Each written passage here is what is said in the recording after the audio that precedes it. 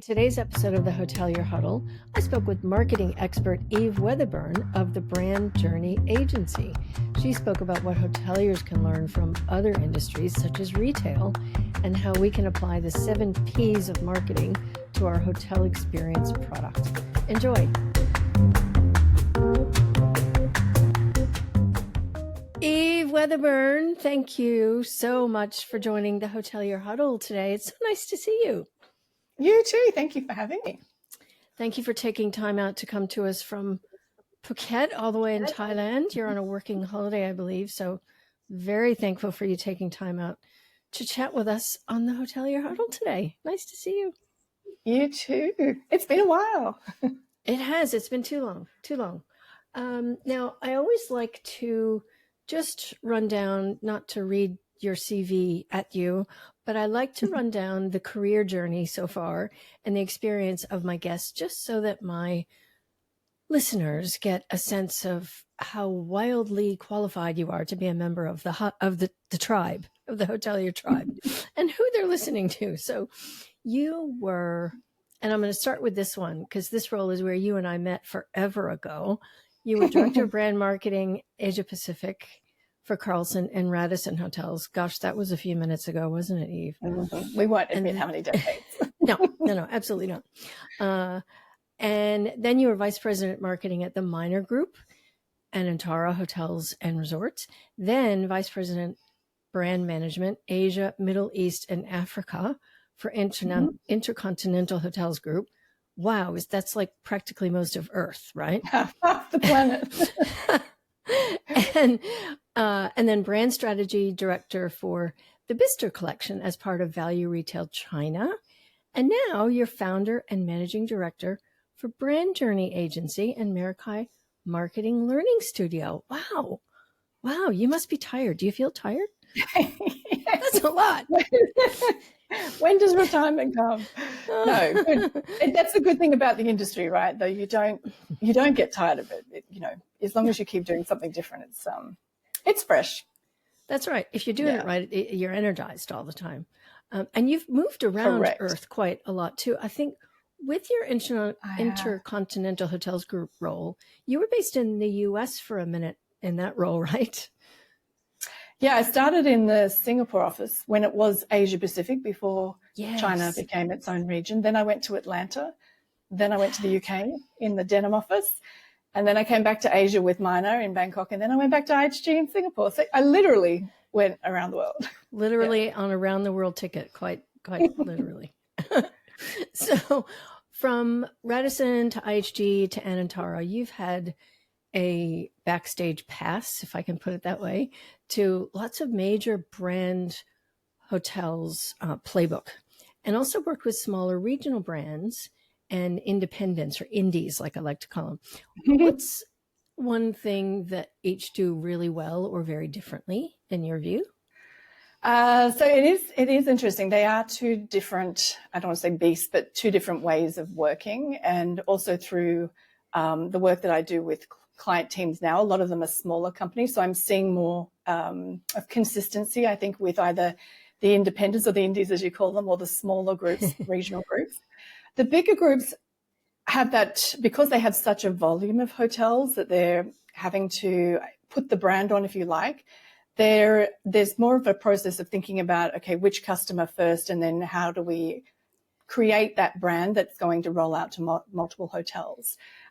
Whereas when you think about the independents, often they start, even if an independent group or a boutique group, whichever you like to call it, might have 2 or 5 or 10 hotels. They start with that one, and then maybe it's 2, and then there's a third, and then sometimes the thinking is, okay, are we building a brand that needs to go across more locations? And that sort of comes second, if that makes sense. So I find the difference is, at the end of the day, the customer has a great experience. Sure. I find with the smaller groups, they often move to market much faster than the bigger groups. Interesting. Because of the process of, getting things, designing things, pressure testing, ROIs, getting sign off in the bigger groups to get something implemented. But if it's implementing to 50, 100 or even 500 hotels, that process is quite key.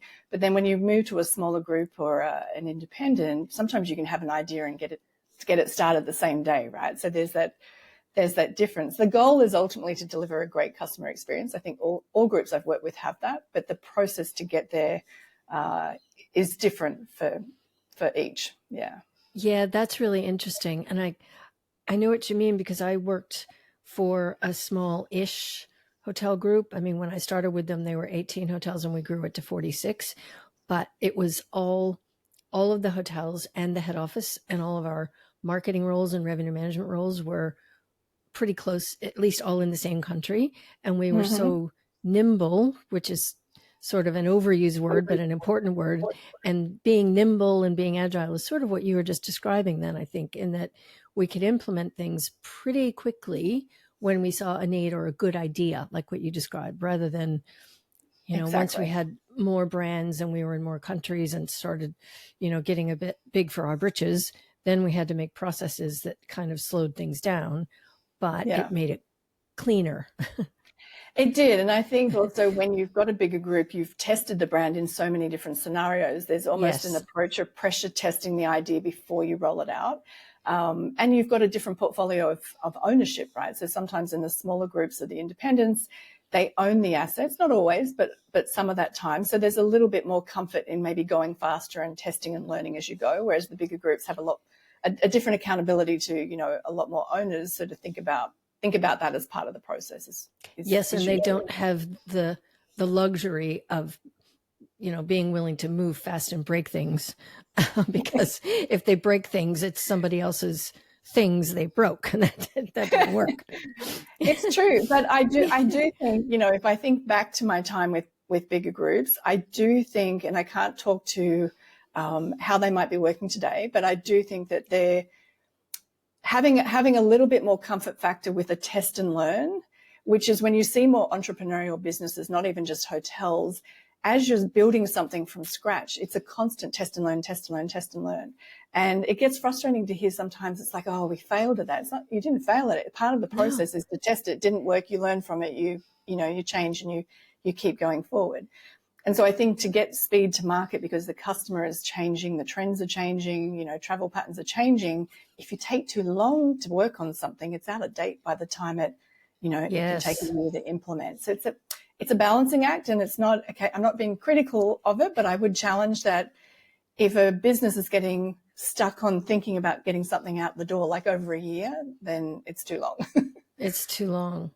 Yeah, that's a good point. And, on the failure point, I think, it's only a fail if you've learned the same lesson like 3 times in a row and you still did it again. So that's different. And that's clearly a fail.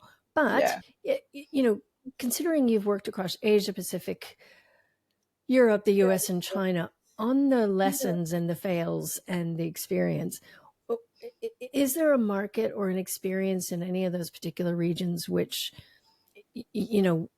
maybe, without naming and shaming, which taught you the most about what not to do in hotel branding? I don't know that it's, let's say, one specific thing, but what I think is interesting is even if you're in a regional role, let's say Asia Pacific or the region had Asia, Middle East, Africa, like you said, half the planet or a third of the planet that way. Yes. It's a region from an operating sense, but it's not a region with one customer. And so it's still really important to think about. I used to joke with one of my colleagues in China. He was like, China's not one customer or one market. We've got different cities. And I'm like, well, try Asia, Middle East, Africa. We've got 40 countries. And so it's not assuming that because you've been allocated a region, and it's for anyone in a regional role, and, senior operators, marketers would totally appreciate this already, is you're still having to look market by market individually. And you can't generalize something across a region because you're in a regional role. Yeah. Sure. So while we're still in China, then I'll ask you this. You worked with the Bister collection, value retail in China. What can hoteliers learn from retail about creating brand experiences that hotel guests actually remember? I loved my time with this. I also worked with a retail group in Australia many years before, after Carlson. And one of the things I find really interesting is retail groups, we're talking about retail destinations. So, Sure. shopping malls to literally destinations when it comes to the Bicester collection, because they're just a tourist attraction in themselves. But they measure revenue per square meter. And I always Yes. found it interesting coming back into hotels to go, okay, we have rooms revenue and we have F&B revenue and we have, other incremental revenue. And I'm like, you've got a box. And it's interesting that retail will average that revenue out per square meter, but hotels don't do it. And I think that I'm starting to hear a little bit more of that now in terms of Yes. total RevPAR, or how do we get more creative in retailing what's happening inside the hotel. And I do think that can learn from retail. The group I work with is the luxury, don't use the word outlet, but luxury villages, where the luxury and lifestyle brands, the big retail brands, would have their last season's stock. But the villages themselves, it's like nothing else I've seen. The fit out on those villages is almost the same as if you were in a, high street city centre flagship store for those brands. And so the whole experience is thought through in terms of, you don't take a luxury brand and then put it in a non-luxury experience. You design that entire village to reflect the brands that you have in it. And down to the level of, I'd never seen anything like this. So I worked with Shanghai Village and Suzhou Village in China, and we were doing the pre-opening for Shanghai Village, which is out next to where Disneyland Shanghai is in the new tourism zone. All the bathroom facilities actually had a designer, and they were all mosaic tiled. Each one had an individual theme and designer. They literally had a launch party in the bathrooms, because Wow. they were just so amazing, right? They talk about Instagram moments. So it's really, and I know a lot of hotels look at their detail too, but in terms of, I hadn't seen something like that before. And again, just how they measure that revenue, sort of from a customer experience and from a business return, was really interesting. Yeah. It sure is. It makes more sense in some hotel physical properties than others. But, we knew this back in the Mirvac days, because Mirvac owns and operates a lot of shopping centers, and then they got into the hotel business. And shopping centers, to your point, in Australia, they measure their profitability by square meter, and hotels can do the same thing. And it just opens up a revenue manager's mind and brain and opportunity about different ways to earn income in literally every square meter of the property. So thank you for saying that. No, it was the same at GPT, because I worked the retail division, but they had the business parks and the commercial towers, all the big commercial towers in Sydney. A lot of them are owned by that group, and they did the same. And even if you look at residential, you often see the cost per square meter. So I'm like, why is this one property asset category, being hotels, different? And I can only assume, could be wrong, tell me, you're the expert in this space. It could be that the property management systems or the technology over years has tracked rate, and then it tracked F&B. It's like add-ons. But I would love it if there's somewhere out there that really does measure that way, because I think hotels are creative, but maybe the system doesn't allow them to measure that way. Oh, that's indeed always the way. And, hotels have costs for every single square meter of a property, whether it's energy, staff, insurance, FF&E, furniture, fixture, and equipment. There's costs associated with every single square inch of a property. And so if you can earn profit on that space as well. And yes, it's because most PMS systems were invented all about the rooms, and were invented just to make a key to the door and assign room numbers to the name of who was arriving on that day. It wasn't really profit focused until, more recently. Eve Weatherburn, if you could force every hotel brand to fix one thing about their brand strategy tomorrow, what would it be? Can I have two?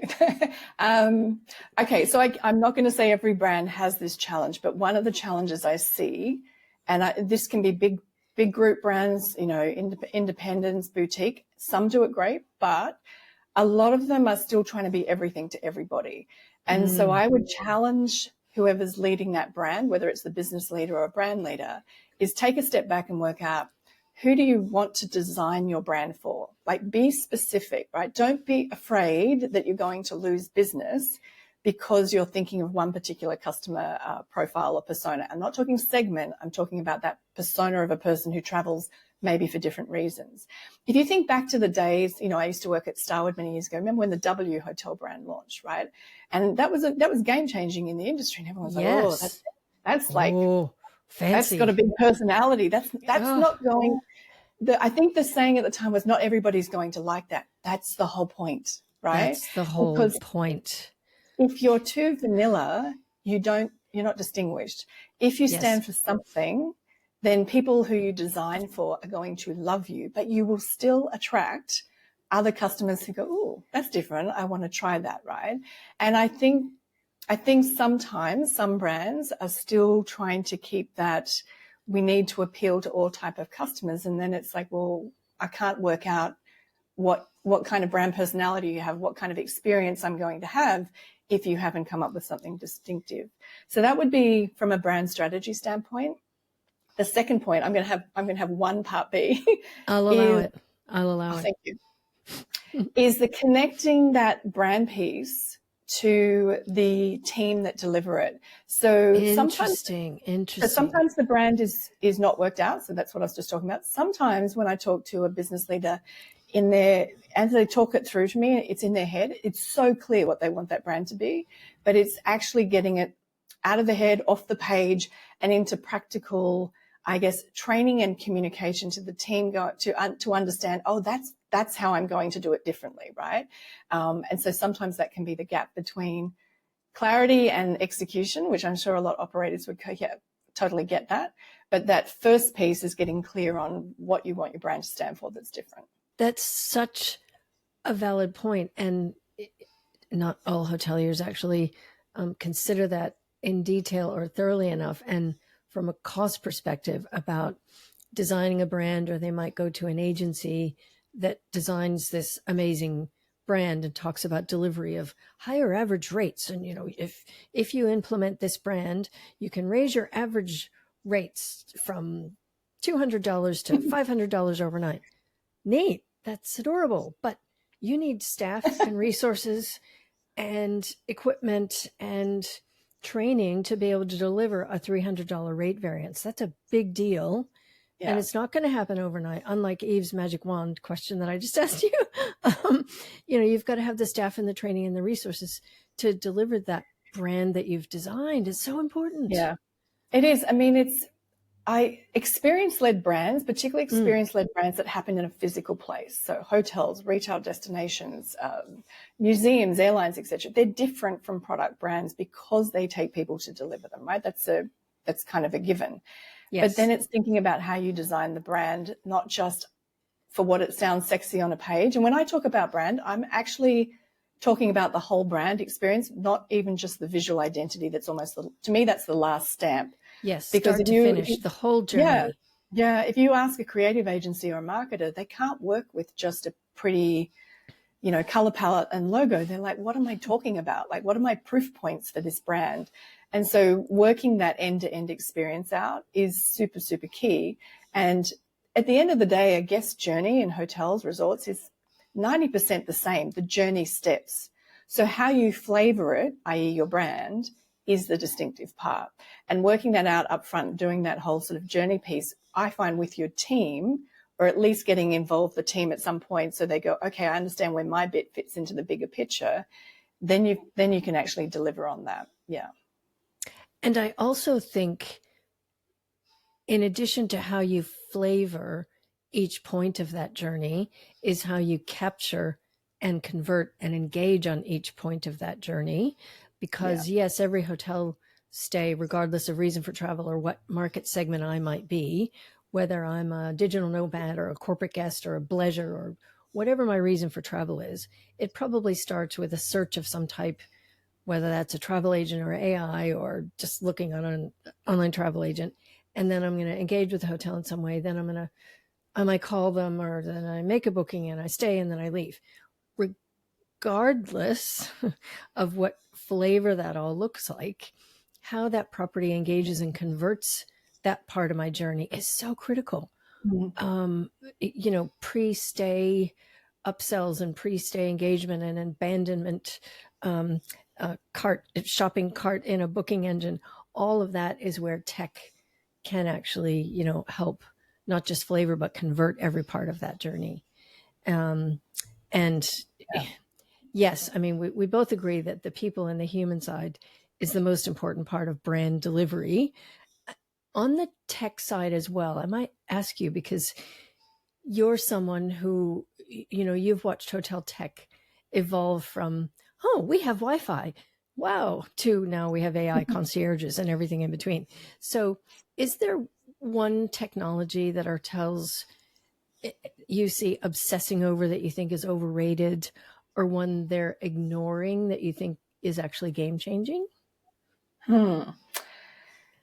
Without generalizing, You can if you want. So here's what I would say with technology.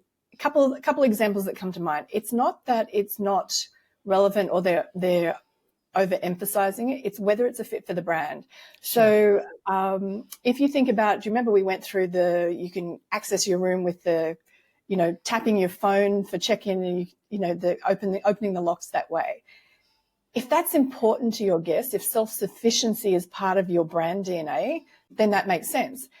But if it's not, then I'm not sure that's where I would spend my time. I stayed at a hotel last year in LA, and they had robots delivering the room service. And I know that that's been around a little while. For that hotel, it worked because they weren't highly staffed. And it was quite cute. I did have a moment because it was the US. I'm like, do I tip the robot? But I did, because I figured there's someone behind that robot. You're so well trained as a guest in America. I know. It worked for that brand. It wouldn't work for every brand. So I think I would challenge the technology side is, again, come back to what your brand's trying to achieve and if it makes sense. I stayed at the Hyatt Centric in Hong Kong for a staycation during COVID, and it was a short stay. It was great. But the whole check-in was through a kiosk, and it was really well. I mean, I'm tech okay, but I'm not like, super, super tech savvy. And I'm thinking, oh, okay, I've got to work this out. The instructions were super easy to follow. So they had removed that friction. They had made it They had easy. They're a super big hotel. It made for seamless check-in, and, you didn't have long queues at a front desk. So if it makes sense for the brand, then great. But if it doesn't, it could end up being more of a pain point. On the other side, I think where there's opportunity is probably like you were talking before at the beginning of the process, the beginning of the journey, right? In terms of when people are searching and looking for that booking stage. A lot of what I'm seeing with hotels, particularly individual properties, right? It's a lot of time on social media. And there's no question that has become important to, build up your content and attract people. But the other side of my business, I do online education. And I've learned so much about how the technology that you can have to email capture. So I've spoken to some hotels and I said, do you use ManyChat? And I don't know if you're familiar with ManyChat. So, in Instagram, it's also on Facebook, but in Instagram, if you're scrolling and somebody has a post or a story and it says, if you're interested in this, comment the word X and I'll send you. Oh, yes. Okay. Yeah. That's a link connection that you can basically put content and generate leads. And through that, getting into the DMs, you can collect email addresses. And so I think the opportunity really, particularly more hotels that aren't part of a big group with a loyalty program where they're capturing email addresses from people joining up, is for the hotels to go, how can I actually be capturing leads to be direct marketing to them to get them to book? Because I think for a lot of hotels, the email capture is at the time of booking and then you communicate to them at that point. But what about where the technology comes into play to help you build that lead list to start warming them up and start promoting to them when they're ready to buy? You're owning that communication, not hoping that they'll come back to the website. Yeah. It's such a good point you make. And that's one that we can squarely blame on tech. Because the discussions that I have with hoteliers is that the most common disconnect is between the tech vendors promising seamless integration and what they actually get. So, they might be doing all of this great social media chat engagement, and if they're just making a bunch of noise and not getting actual leads out of it that creates a converted booking, then it's just a bunch of noise and static. And is that really a good use of your time? So we just have a a fragmented mess of systems that don't actually talk to each other. So what does that actually look like on the ground in real life? Well, hotels end up with this like patchwork of vendors, a PMS, a CRM, a booking engine, a CRS, a point of sale system, and a bunch of marketing tools that each operate in isolation. So you get data silos and staff that have to jump between all these different dashboards.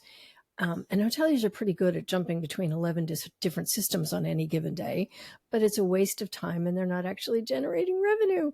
So I think, and I was reading an article on this in Hospitality Net about the institutional scar tissue problem, where hotel teams remember painful, broken promises that tech rollouts have promised with systems that were touted as revolutionary that might actually capture the soft leads and generate leads pre-stay and before, pre-booking, like what you were describing. Yeah.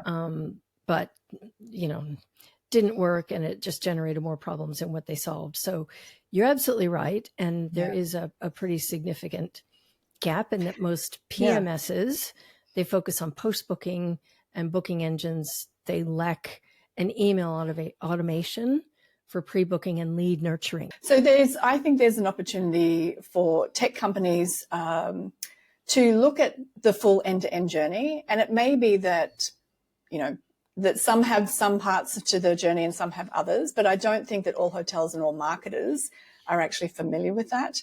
And really think about how you can connect that up. Because if marketers had the ability to capture those leads and even think about capturing them, I'm not going to go into all the detail, but like if you think about the content you could capture them with was different, they could then segment them with different offers and they could get a lot more creative in direct marketing, with offers that are not public as well. So I think that whole piece, I think there's a big opportunity space.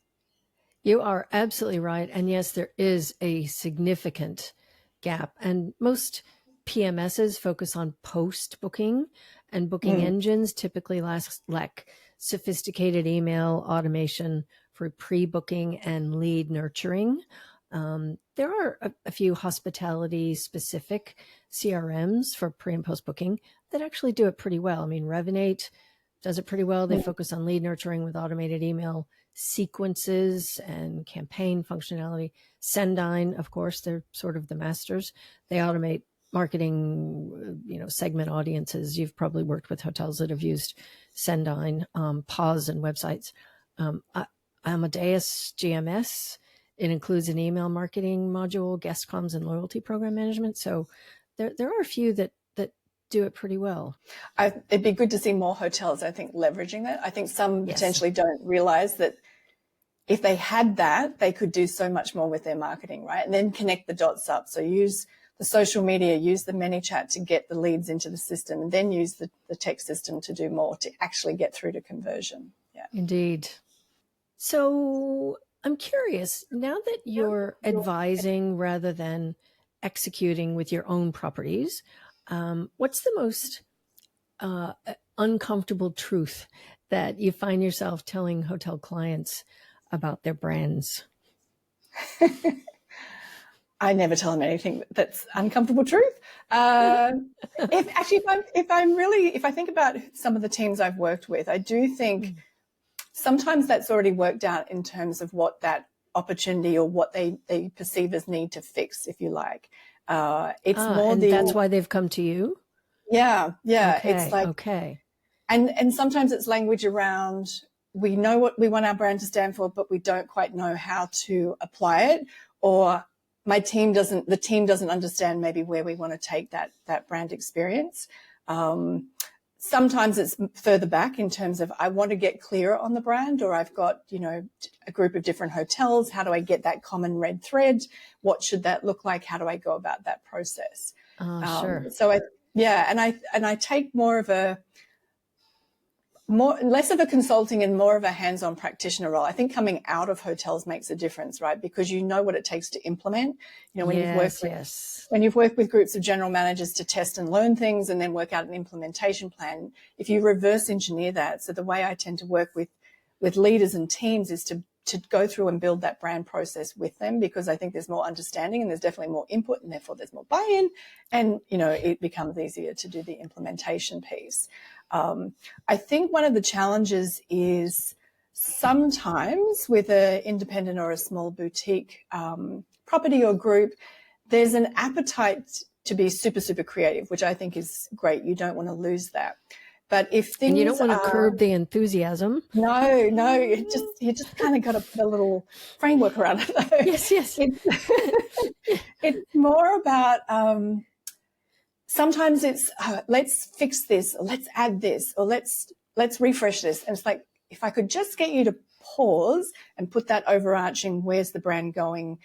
Because that lens will guide how you do all those things. I'm not saying don't do them, but do them in the lens of, okay, this is the type of brand, this is what we want to be known for. So, you know, you could come up with a kids club, or you could say, let's go and renovate the rooms, but do it in the lens of bringing that whole brand story together, rather than doing it, you know, incrementally without having that strategic brand direction. Otherwise, a couple of years go by and it's like, oh, well, our rooms are like this, but then we have a different F&B offer, and some customers like this, and this doesn't. It's like, okay, look at it holistically is what I would say. Yes, I love that. And, you know, most often when I go into a hotel to, you know, start consulting or training or whatever it is I'm there for, and I do a little mini listening tour, and I try and keep my mouth shut for as long as I can physically tolerate it, and listen and learn and observe before I try and speak or teach anything. And the most painful answer I get that physically pains me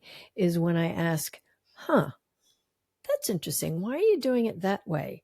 And the answer that hurts my heart the most is, because that's how we've always done it. Oh, okay. So in your experience as well, Eve, what's one consideration that something you've seen always done a certain way that the hotel industry could consider changing? Oh, where to start? Okay, so I'm gonna, and no, that's not a criticism, but I am going to challenge the industry can be very repetitious in ideas, and, you know, I went to a conference recently, and some of the topics that came up were fantastic. They were in the new direction, what's happening with AI, but other things were still solving for things that we were talking about 10 years ago or 15 years ago. I'm like, yes, really? I hear that. Like, I hear that. Yes. I would challenge, and not everyone will like this, but I know when I had a brand team, is mix up who you bring into the business. I know it's easier to hire hotel people or people who know hotels. I totally get that operationally, right? But if you want fresh ideas and you want different ways to do things, then bring in individuals who have worked in different industries and have done things different ways, because it will naturally come into your decision making, your ideas for guest experience. Yes, you have to spend some time bringing them up to speed, but it's not rocket science. I know someone might challenge me on that, but it's not, right? We all had to learn. Some revenue managers think their job is rocket science, and there are elements of it that is rocket science. But no, it's a great point you make. Yeah, I mean, one of the reasons I now do my own thing is because I wanted the variety to work with different businesses and different industries, which I've had. So then it's interesting when you go into hotels and you see a challenge or a situation, and my brain's going, oh, I saw something in the membership club, or the retail destination group does it this way, or maybe we could learn from a completely different industry. And I think the fresh thinking that mixing the team, I'm not saying it's all one or the other, but just be open to bringing in some fresh thinking. And I think that can help change from that's the way we've always done things situation. That's really good advice. And even just, mixing the team, yes, even mixing the disciplines, even within a team, I've seen that work really well. And we were speaking with a revenue manager the other day on this very podcast, and he was telling us that he has the most success when he gets up from his desk and leaves his desktop and his spreadsheets, and he goes and listens in on calls with reservations, or, believe it or not, shock horror, goes and hangs out with housekeeping for a day and cleans rooms and talks to them, because you get a completely different perspective, and, you make very different decisions. So, fresh disciplines even within a team, and then even outside of that, with your advice, taking fresh intel and fresh, industry and career experience from outside hotels and applying that. You must have seen that work really well. Yeah, I think bringing in the fresh thinking, you're right in terms of changing how things get done. It's really marketing in hotels is really interesting, and I'm not going to win this one before I die, right? But a marketing role in a hotel is not marketing; it's marketing communications. Interesting. Yes, I'm waiting for the clause to come out now. And look, I used to do a role similar, right? So I've come through the different roles within marketing to understand this. If you think about marketers who are trained in FMCG, so fast-moving consumer goods or consumer packaged goods, whatever you call it, the Procter & Gamble, Unilever type of companies, they manage the entire marketing mix. Okay, so they do the product development, the consumer testing, the packaging, the pricing, the distribution, and then the promotional pieces. They have the whole thing. So I interviewed a lady for a brand director role years ago for hotels, and she had come from FMCG, and she struggled to understand what she was going to have ownership for in hotels. And she said to me, so will I have P&L responsibility for all the hotels of XYZ brand? I'm like, no, and nor do you want it. No. But for her as a marketer, product marketer. That was her expectation. Correct. And so when you come into more service industries, I hate to get theoretical, but the 7 Ps in services marketing, it dilutes in terms of responsibility, right? Yes. So marketing in a hotel, let's talk a hotel base, not corporate, tends to do what is the promotion P, but they're not creating the experience. And then revenue does pricing. And then, I love the whole sales and marketing, because sales is just one of the promotion Ps. It's a way to get the message out for direct business. Okay. And so by that nature, I think that your point about teams working with each other, designing or creating the end-to-end customer experience actually weaves across multiple departments. And that's different to other industries, but it has to be looked at, I think, cohesively in terms of working out where ideas come from, how they get fleshed out and decided what's right for the brand, is having all the different voices at the table. Because then it makes a difference to implementation and teams understanding why we're doing something a certain way, how it reflects the brand, right? Because if it's sat with marketing truly, then it would leave operations, and I can't see that happening in the near future. Nor do I think because we've gone through this for generations, nor do I think do we have that super strong skill set, or hotels would probably not pay for it to have somebody there. Yeah. And that's the difference, right? Is that in hotels, since you mentioned P&Ls, hotels have such a very different, narrower profit margin than retail. I think that's true. That's probably always going to be a little bit different, but that doesn't mean that we can't redesign the roles as you were describing and take fresh discipline and fresh education and fresh experience in, perhaps from a non-hotel background. And just to educate my listeners, you mentioned 7 Ps. I think I only know 5 of the Ps: pricing, promotion, people, right? Mm-hmm. Product. Wait, what am I forgetting? Educate us. What are the 7 Ps? I thought there was 5. What are the 7? Okay, so if you have your traditional product, you've got product, price, place, and promotion. Okay, and then you add in people. And I like to think of people and product combines in that experience, right? Okay. Then you've also got process and physical evidence. So the physical evidence often comes to the tangible touch points, and I even look at it as the place, right? Because you're designing some of those physical touches through the journey and the actual space that it happens. So the teams don't need to sort of know all of that, but if you're somebody who's a marketer, sometimes you can come into the industry and go, so really I'm actually only doing this part of marketing, and that's fine as long as through the business you realize that different teams are touching on all different parts. And so you want to get that cohesive, but you also want to get those voices at the table. And that's where bringing in people who have worked in different industries where marketing might look different in retail to tech and SaaS, to, leisure facilities, to airlines, for example. Those voices can bring in those different ideas for how to do different stages of the journey differently. Yeah. I love that. Voices at the table, says Eve Weatherburn. I love it. Okay, a final toast. Eve, we end every Hotelier Huddle episode with a final toast. If you are raising a glass to celebrate hoteliers everywhere, not necessarily marketers, but celebrating hoteliers everywhere, what would your toast be? So I know I've talked a little bit about different industries and influences, but I come back to this industry, and I still work in this industry because it's an experience industry. And so my toast would be is to keep delivering amazing experiences and get more and more creative with it.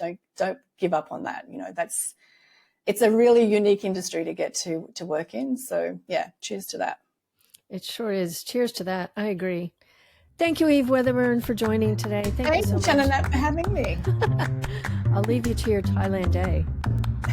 Thank you so much.